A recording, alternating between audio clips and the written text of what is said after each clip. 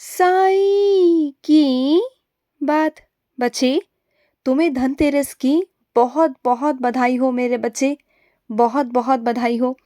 और तुम्हारे घर पर धन की वर्षा होगी। महालक्ष्मी तुमसे बहुत प्रसन्न है। वो आएंगी तुम्हारे घर पर, आएंगी। और महालक्ष्मी के नाम का दिया ज़रूर जलाना। वो तुम्हारे घर पर आएंगी और तुम्हारे घर में बहुत बरकत होगी, बहुत बरकत। और तुम्हारे घर से सारे नकारात्मक ऊर्जाएं सब कुछ बाहर कोसों दूर भाग जाएंगी मेरे बच्चे। देखना कैसे सारी चीज़ें तुम्हारे दरवाजे के बाहर निकल जाती हैं और लक्ष्मी माँ तुम्हारे घर पर प्रवेश करेगी। देखना। और हो सकता है कल मैं भी आऊँ तुम्हारे चौखट पर कुछ मांगने, भिक्षा के रूप में, कैसे भी आऊँ लेकिन आऊँगा। मैं भी तुम्हारे घर पर कल आऊँगा, ज़रूर आऊँगा। मेरे भी कदम तुम्हारे घर पर पड़ेंगे, तुम देखना। बहुत कृपा होने वाली है तुम पर, बहुत कृपा। और सुनो, अब तुम ना शब्दों के महत्व को समझोगे, उसके भार को समझोगे कि क्या और कहाँ पर प्रयोग किया जाता है। और जब कोई सामने वाला तुम्हें गलत प्रयोग से बात करेगा ना, कुछ भी, तो तुम इस लायक हो जाओगे कि तुम जवाब दे पाओगे। तुम्हारे जवाबों में मैं हूँगा, मैं तुमसे जवाब दिलवाऊंगा कि आगे से ना वो इस तरीके से तुमसे बात नहीं करेगा। तुम समझा पाओगे लोगों को कि किस तरीके से बात करनी होती है, क्या सीमा होती है उनकी। और तुम तो अच्छे से प्रयोग करोगे ही शब्दों का, लेकिन अब दूसरों को समझाने में भी तुम सक्षम रहोगे। और तुम जानते हो, तुम्हें एहसास है कि तुम कहाँ पर गलत हो, कहाँ पर सही हो। और तुम पहले की तरह बनने की कोशिश भी कर रहे हो, हर चीज़ को सुधार लाने की कोशिश कर रहे हो, अपने हर चीज़ में बदलाव करने की कोशिश कर रहे हो, अपने स्वभाव को विपरीत कर रहे हो। जैसे तुम्हारा पहले कठोर पूरा स्वभाव हो गया था, तुम कोशिश कर रहे हो कि तुम पहले की तरह अच्छे से बन पाओ, विनम्र बन पाओ। और जो लोग तुमसे उम्मीदें लगाए बैठे हैं ना, जो लोग तुमसे उम्मीदें करते हैं, तुम उनकी उम्मीदों से ज़्यादा उनकी उम्मीदों पर खरे उतरोगे। ये तो शुरुआत है। अभी तो तुम्हें बहुत सारे कार्य करने हैं, बहुत सारे। जो कार्य तुम्हारे लिए मुश्किल थे ना, अब वो सारे आसान हो जाएंगे और तुम बहुत अच्छे से कर पाओगे, बहुत अच्छे से। और सुनो, कुछ लोगों का रिश्ता तुमसे बहुत खास है, बहुत गहराइयों से तुमसे जुड़े हुए हैं। लेकिन क्या है ना मेरे बच्चे, जब तुम उनके सामने किसी ऐसे व्यक्ति का नाम ले लेते हो जो वो पसंद नहीं करते, जिनका नाम लेना वो पसंद नहीं करते, लेकिन अगर उनका जिक्र होता है ना, तो वो चिढ़ जाते हैं, उनके नाम से, उनके जिक्र से चिढ़ जाते हैं। और वो तुम्हें ऐसी बातें करने लग जाते हैं जिससे तुम उन लोगों से दूर हो जाओ और अपने त्याग से उन पर सब कुछ न्यौछावर कर दो। अपने प्राण, अपनी जान, उनकी उम्मीदों पर तुम खरा उतरो, बस यही चाहते हैं वो तुमसे फिर।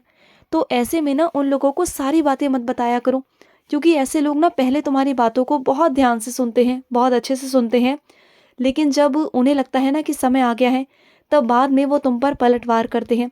फिर तुम परेशान हो जाते हो। तो किसी को कितना बताना है, ये तुम्हें समझना होगा। मैं झूठ बोलने को किसी से नहीं कहता, लेकिन सारी बातें भी तुम्हें नहीं बतानी चाहिए, क्योंकि किसको कितना बताना है और कितना नहीं बताना, ये तुम्हें समझना होगा। तुम्हें समझना होगा, ये तुम्हारे लिए ही अच्छा होगा। और सुनो, फैसलों पर काम करना शुरू कर दिया है तुमने, अब फैसला ले लो जल्दी से, जो भी तुम्हें फैसला लेना है। जो होगा अच्छा ही होगा, बिल्कुल चिंता मत करना। और तुमने बिल्कुल ठीक ही किया कि जहाँ पर तुम जाना चाहते थे, तुमने वहाँ जाने की ज़िद को छोड़ दिया, क्योंकि तुम जानते हो वहाँ तक तुम पहुँच नहीं पाओगे। और अगर पहुँच भी गए, चले भी गए ना, तो वहाँ से आने के बाद ना बहुत सारे उल्हाने, बहुत सारे ताने लोगों के तुम्हें मिलेंगे, बहुत सारी चीज़ें सुनने को मिलेंगी, फिर तुम परेशान हो जाओगे। तो ऐसे में ना बस शांति बनाए रखो, बस शांति बनाए रखो और कहीं मत जाओ। और मैं तुम्हारे लिए और कुछ नया तैयार करने वाला हूँ, एक नई योजना, एक नई यात्रा, एक अलग सी यात्रा। रोज़ मेरा मंत्र जाप किया करो, तुम्हें मेरी बहुत सारी कृपा प्राप्त होगी, बहुत सारी कृपा। और सुनो, तुम जिस चीज़ से डरते हो ना, जिस चीज़ को करने से डरते हो, मैं वही चीज़ तुम्हारे सामने लाता रहूँगा। इसलिए नहीं कि मैं तुम्हें परेशान करना चाहता हूँ या तुम्हें दुखी करना चाहता हूँ, नहीं, बल्कि मैं ये चाहता हूँ कि अब लगे हाथ तुम सब कुछ, सब चीज़ों का सामना करो, जो भी तुम्हारे अंदर कमी है उसका सामना करो।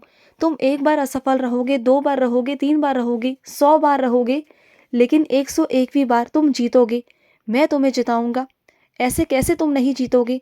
अगर तुम्हें ज़रा सा भी मुझ पर विश्वास है ना, मुझ पर, तो समझो तुम्हें अपने ऊपर भी विश्वास होना चाहिए, अपने ऊपर भी। और हालांकि तुम बहुत मेहनत करते हो, हर चीज़ में तुम बहुत मेहनत कर रहे हो, निष्ठा से बहुत काम कर रहे हो, लेकिन तुम हारोगे नहीं। इस बार मैं तुम्हें हारने नहीं दूंगा। जो भी तुम्हारी कमी है उसे बस दूर कर लो, सब ठीक हो जाएगा।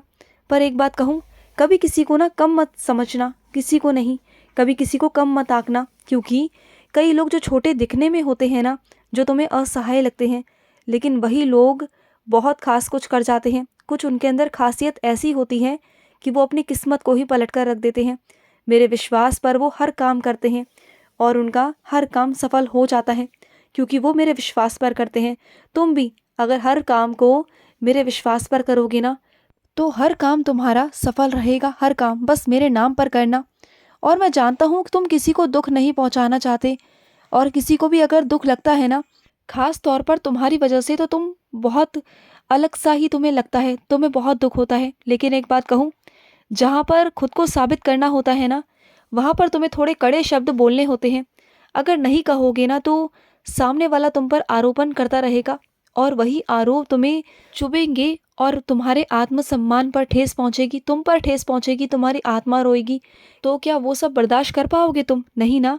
तो देखो, कभी कभी चीज़ों को, बातों को, परिस्थितियों को साबित करना पड़ता है, कभी कभी करना पड़ता है।